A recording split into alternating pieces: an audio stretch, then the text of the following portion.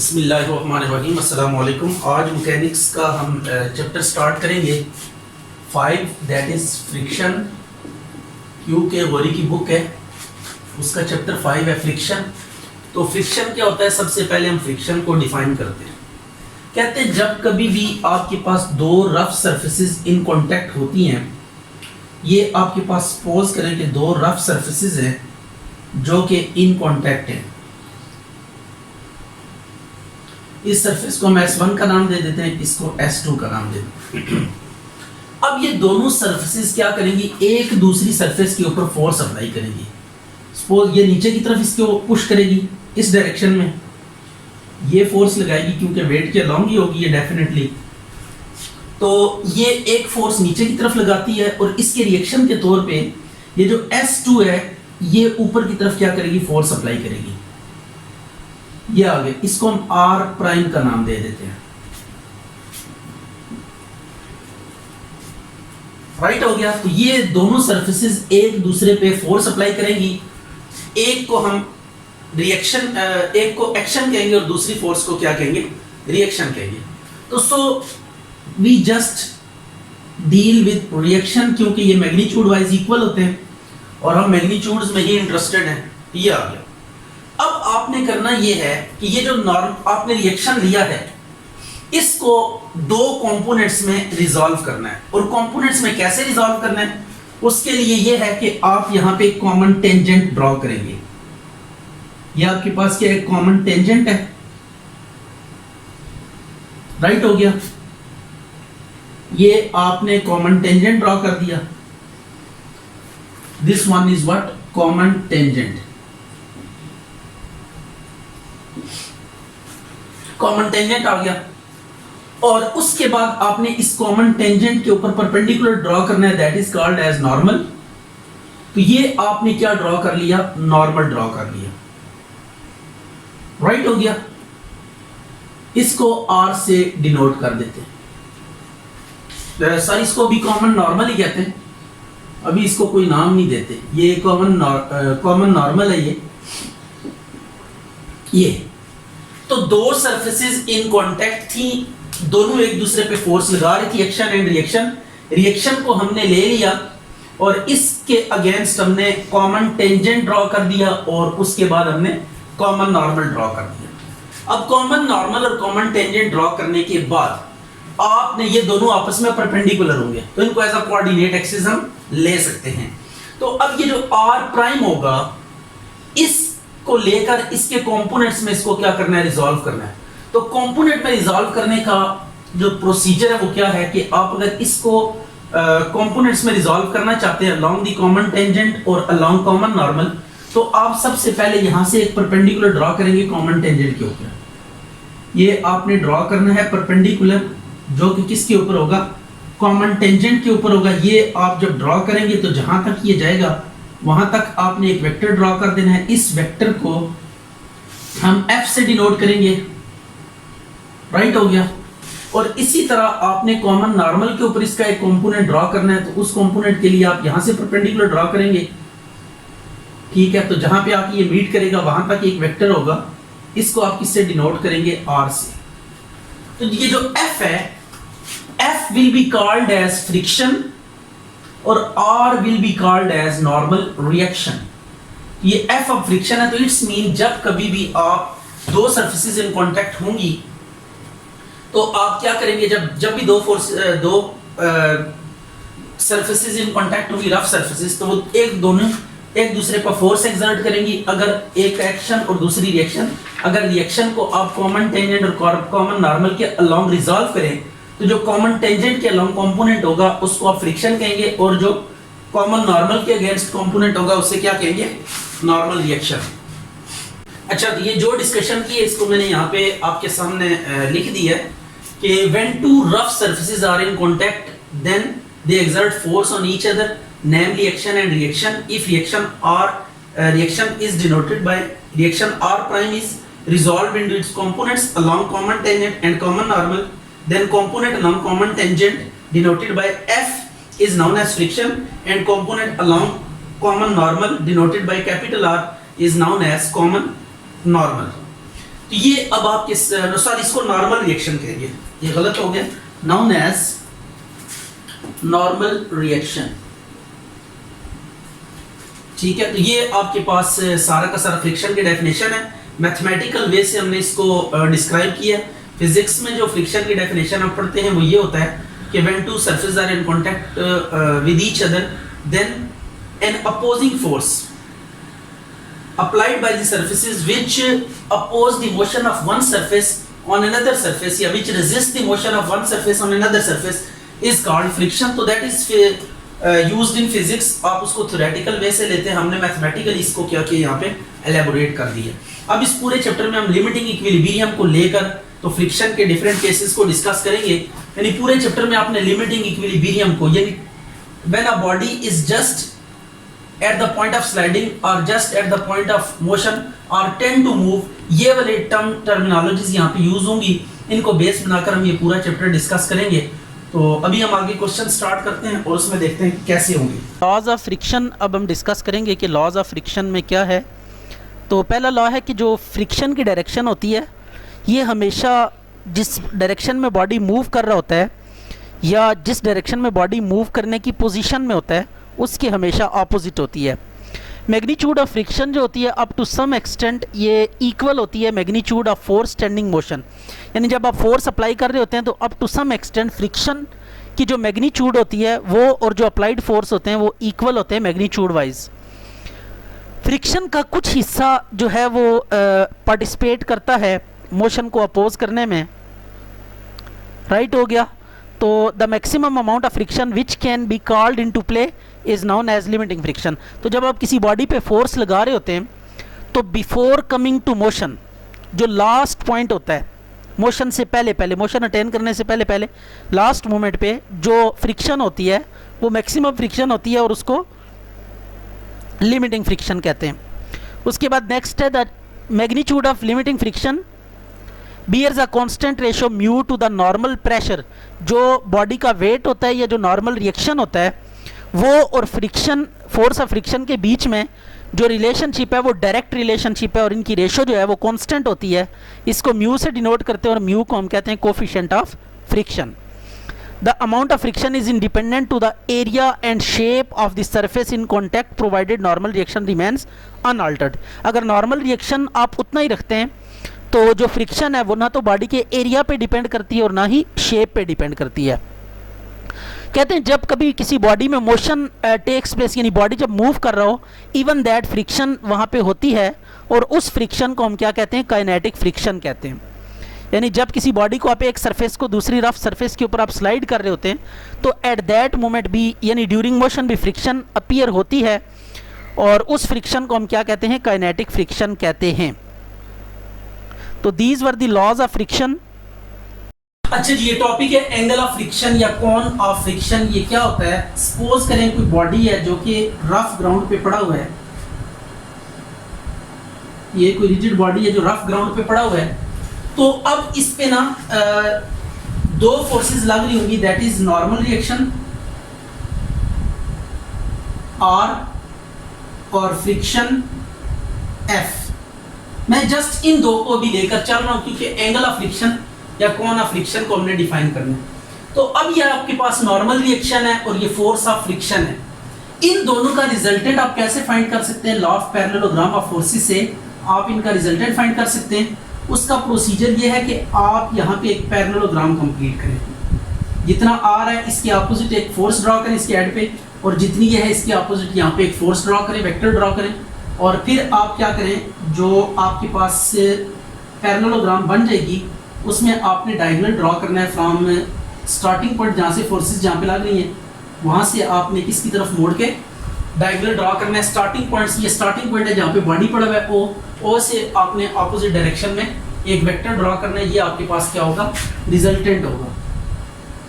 इसको R dash कहेंगे, ये रिजल्टेंट है। अब एंगल ऑफ फ्रिक्शन या कोन ऑफ फ्रिक्शन को आपने याद रखना है कि ये एंगल होता है between normal reaction and resultant of the force. Resultant किसका, नॉर्मल रिएक्शन और फ्रिक्शनल फोर्स का जो रिजल्टेंट होगा, इनके और नॉर्मल रिएक्शन के बीच में जो एंगल होगा, इस एंगल को हम क्या कहेंगे, एंगल ऑफ फ्रिक्शन और कोन ऑफ फ्रिक्शन। तो इसको डिफाइन करते हैं, एंगल बिटवीन रिजल्टेंट और dash of friction F and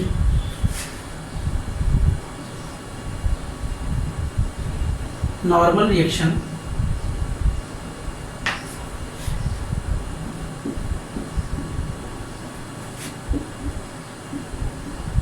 and normal reaction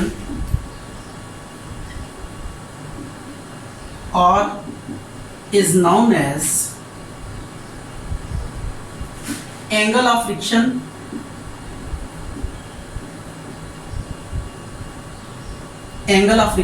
or cone of friction।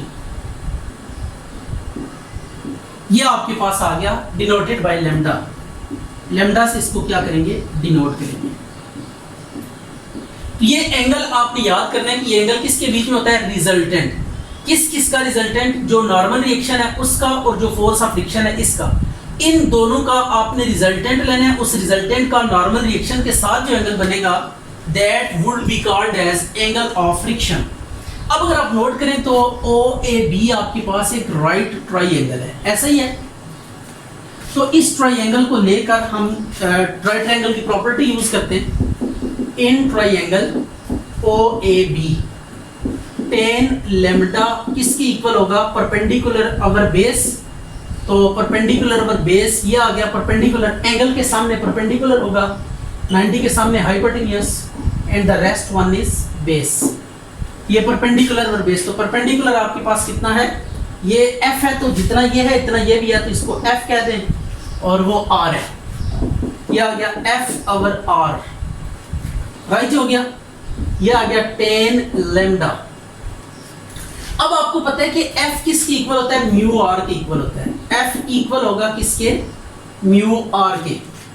तो tan lambda is equal to, F की जगह पे वैल्यू पुट कर दें म्यू R ओवर R से कैंसिल हो जाएगा। तो tan lambda is equal to mu, या lambda is equal to tan inverse mu. ये आ गया लेमडा किया, ये एंगल ऑफ फ्रिक्शन या कोन ऑफ फ्रिक्शन आपके पास आ गया। अच्छा, ये आपने बात याद रखनी कि जो नॉर्मल रिएक्शन होता है R और जो फोर्स ऑफ फ्रिक्शन होती है वो, इन दोनों की रेशो हमेशा कांस्टेंट रहती है, F ओवर R। यानी फोर्स ऑफ फ्रिक्शन और नॉर्मल रिएक्शन की रेशो हमेशा कांस्टेंट रहती है, इसे म्यू से डिनोट करते हैं, और म्यू को हम क्या कहते हैं, कोफिशिएंट ऑफ फ्रिक्शन कहते हैं। ये है कोफिशिएंट ऑफ फ्रिक्शन। तो ये हमने डिस्कस किया एंगल ऑफ फ्रिक्शन और कोन ऑफ फ्रिक्शन। अब हम आगे चल के कुछ एग्जांपल्स डिस्कस करेंगे और उनमें देखेंगे कि कैसे फ्रिक्शन से रिलेटेड प्रॉब्लम्स को टैकल किया जा सकता है। अच्छा, ये अब आपके पास एक एग्जांपल है कि लीस्ट फोर्स आपने फाइंड करनी है to drag a body on a rough horizontal floor.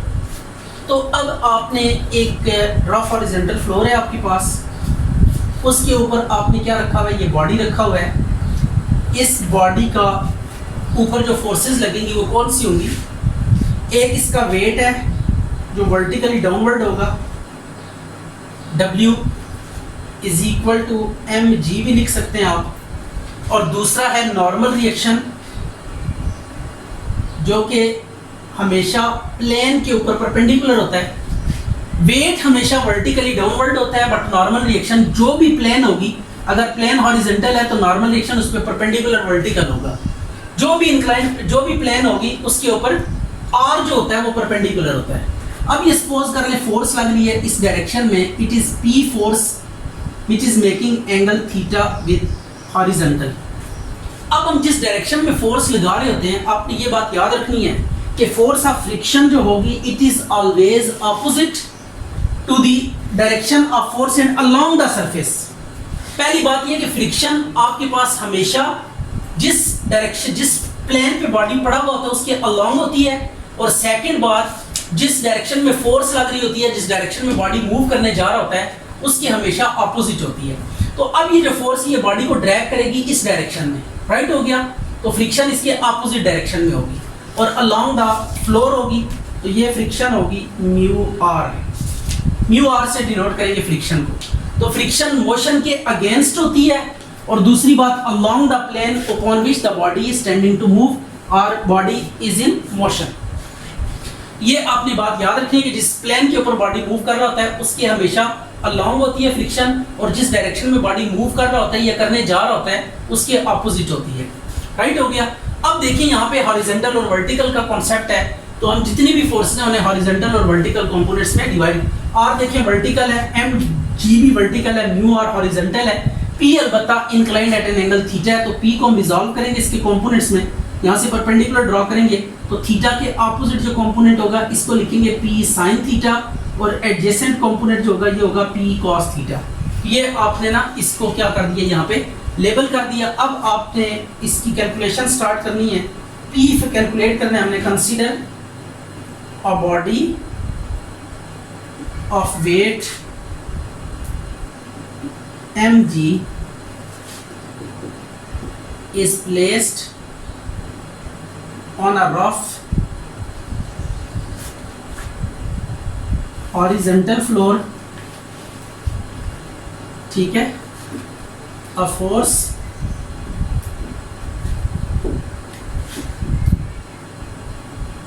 P making angle theta is acting on the body such that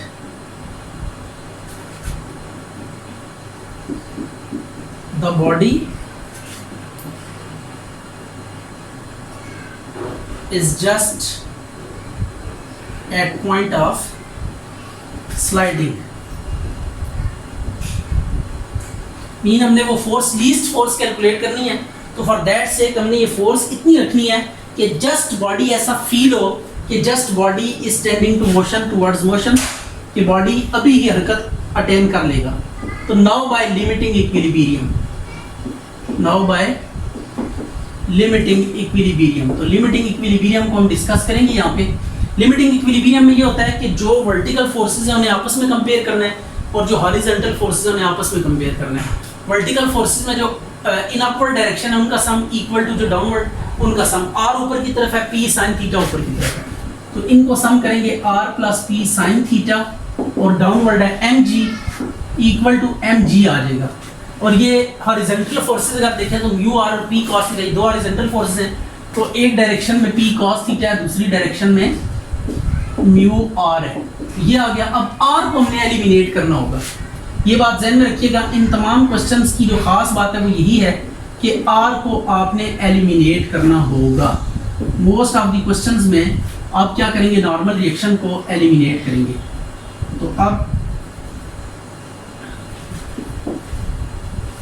are की वैल्यू पुट कर दें, पुट 1 इन 2, 1 को 2 में यूज करें तो आ जाएगा P cos theta is equal to M G mu into M G minus P sine theta. तो आपने म्यू को अंदर मल्टीप्लाई कर देना है, cos theta mu M G minus mu P sine theta. P वालों को एक साइड पे कर लें, यह आ जाएगा P cos theta plus mu P sine theta is equal to mu M G. या अब आपने पी को कॉमन ले लेना है, पी को कॉमन लेंगे, cos theta plus mu sine theta is equal to mu M G. अब म्यू की वैल्यू आपको पता है क्या होती है, म्यू की वैल्यू हमने अभी कुछ ही लम्हे पहले कैलकुलेट की है, इट इज ऑलवेज 10 लैम्डा। तो 10 लैम्डा आप लिखें इसका, cos theta plus 10 lambda sine theta is equal to 10 lambda, और ये आ गया एम जी। अब फाइनली आपने क्या करना है, लिटिल बिट कैलकुलेशंस करनी है, तो you will get the required result. तो ये आ गया p into cos theta plus 10 होता है sine lambda over cos lambda sine theta is equal to M G sine lambda by cos lambda. Cos lambda से मल्टीप्लाई कर दे सबको, तो p आपके पास आ जाएगा cos theta cos lambda plus sine theta sine lambda is equal to M G sine lambda. अब कॉस थीटा कॉस लेमडा का फार्मूला बंद हो रहा है, ये होगा cos theta minus lambda is equal to M G sine of lambda. अब finally क्या करेंगे, P is equal to M G sine lambda divided by cos theta minus lambda कर देंगे फॉर लीस्ट P के लिए कॉस की value क्या होनी चाहिए, 1। डिनोमिनेटर जितना बड़ा होगा P की वैल्यू उतनी छोटी होगी, इन्वर्स रिलेशन है। तो कॉस की सबसे बड़ी वैल्यू क्या होती है, 1 होती है। तो कॉस इन्वर्स 1 कितना आ जाएगा, 0 आ जाएगा। तो ये आ गया आपके पास 0। तो theta is equal to lambda. तो जब इसको पुट करेंगे तो P लीस्ट जो आपके पास आएगी वो होगी एम जी साइन लेमडा। तो ये वो कम से कम फोर्स रिक्वायर्ड है जो किसी भी बॉडी को हॉरिजेंटल रफ हॉरिजेंटल फ्लोर पे ड्रैग करने के लिए रिक्वायर्ड है।